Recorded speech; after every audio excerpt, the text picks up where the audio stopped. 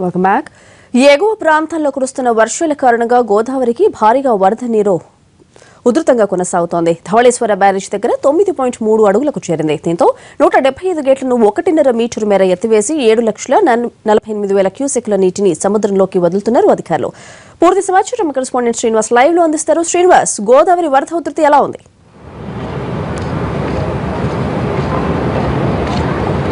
స్వాతి, రాజమండ్రి వద్ద గోదావరి ఉధృతంగా ప్రవహించడం జరుగుతున్నది. ఎగువ ప్రాంతాల్లో కురుస్తున్న భారీ వర్షాలతో పాటు స్థానికంగా కూడా వర్షాలు కురవడంతో గోదావరికి భారీగా వరద నీరు వచ్చి చేరుతుంది. దీంతో గోదావరి ఉధృతంగా ప్రవహించడం జరుగుతున్నది. ప్రస్తుతం చూసుకున్నట్లయితే రాజమండ్రి దగ్గర ఇప్పుడు మనం పుష్కర్ ఘాట్ దగ్గర ఉన్నాము. ఈ పుష్కర్ ఘాట్ దగ్గర చూసినట్లయితే ఈ 2 బ్రిడ్జిల దగ్గర కూడా గోదావరి నీరు భారీగా ప్రవహించడం జరుగుతున్నది. చూసినట్లయితే పాత బ్రిడ్జి దగ్గర చూసినట్లయితే 50 అడుగుల వద్దకు గోదావరి నీటి మట్టం చేరుకోవడం జరిగింది. అలాగే కొత్త బ్రిడ్జి దగ్గర చూస్తున్నట్లయితే 16 అడుగుల వద్ద గోదావరి నీటి మట్టం ఉన్నది. అయితే ఈ ప్రకారంగా చూసినట్లయితే గంటకి 1 పాయింట్ చెప్పిన గోదావరి నీటి మట్టం క్రమేపీ పెరగడం జరిగింది. ఇది ఇంకా మరింత పెరిగే అవకాశాలు ఉన్నట్టుగా ఇరిగేషన్ అధికారులు చెప్పడం జరుగుతున్నది. అయితే ప్రస్తుతం చూసినట్లయితే ధవళేశ్వరం బ్యారేజ్ దగ్గర గోదావరి నీటి మట్టం క్రమేపీ పెరగడం జరుగుతుంది. ప్రస్తుతం 9.4 అడుగులకు గోదావరి వరద నీటి మట్టం చేరుకోవడం జరిగింది. బ్యారేజీకి సంబంధించిన మొత్తం 175 గేట్లను కూడా ధవళేశ్వరం, బొబ్బర్లంక, మద్దూర్లంక, విజయేశ్వరం దగ్గర ఉన్న మొత్తం గేట్లన్నింటినీ కూడా 1.5 మీటర్ల మేరకు ఎత్తు వరకు ఎత్తివేయడం జరిగింది. దీంతో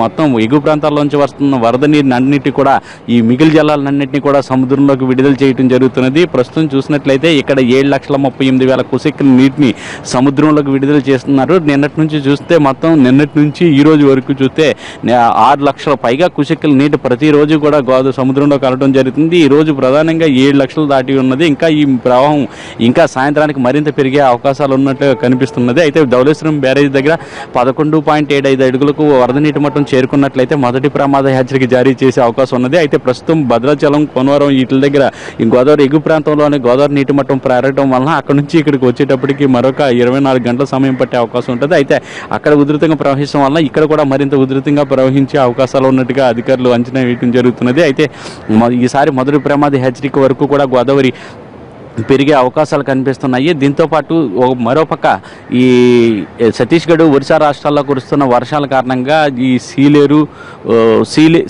సబరి నదులు కూడా పొంగి పొరలడం జరుగుతున్నది. దీనివలన చింతూరు దగ్గర 31 అడుగుల వద్దకు నీటి మట్టం చేరుకోవడం జరిగింది. అదే చింతూరు అలాగే విఆర్పురం మధ్య మొత్తం రాకపోకలు నిలిచిపోయి మొత్తం 30 గ్రామాలన్నీ కూడా రాకపోకలు నిలిచిపోవడంతో ప్రజలు చాలా తీవ్ర ఇబ్బందులు పడటం జరుగుతున్నది. అక్కడ వరద నీరంతా కూడా రోడ్లపై పొంగి ప్రవహిస్తున్నది. అలాగే మిర్చి తోటలు కూడా అక్కడ నీటి మునగడం జరిగింది. వరద నీటి ప్రవాహం క్రమేపీ అక్కడ కూడా పెరగడంతో అక్కడ కూడా మిర్చి తోటలన్నీ కూడా ఈ ఏజెన్సీ ప్రాంతంలోని పోలవరం ముంపు మండలాల్లో ఉన్న ఈ మిర్చి తోటలన్నీ కూడా నీట మునగడం జరుగుతున్నది. అవి కూడా గత 4-5 రోజులుగా నీటిలో ఉండటం వల్ల అవి కూలిపోయే పరిస్థితి ఉంటుందని చెప్పేసి రైతులు గగ్గోలు పెట్టడం జరుగుతున్నది.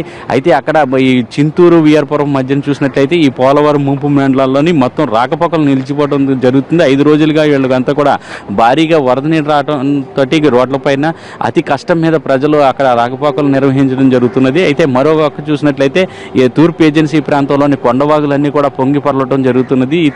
ఈ కోరుకొండ మండలం శ్రీకృష్ణపట్నము అలాగే రాఘవపురం మధ్యలో ఉన్న ఒక బురద కాలువ గండికొట్టడం జరిగింది. దాంతో అక్కడ 15 గ్రామాలకు రాకపోకలు నిలిచిపోయి అలాగే శ్రీకృష్ణపట్నంలోని బీసీ కాలనీ, ఎస్సీ కాలనీ కూడా ఈ జలదిగ్బంధంలో చిక్కున్నాయి. వాళ్ళు కూడా పరిస్థితి ఇంకా మెరుగుపడలేదు. అయితే అక్కడ కూడా నీరు మరి దిగే కొలది కూడా ఈ పరిస్థితి కూడా మెరుగుపడే అవకాశాలు ఉన్నాయి. అయితే అధికారుల మట్టికి అక్కడ సహాయ చర్యలు చేపట్టడం జరుగుతున్నది.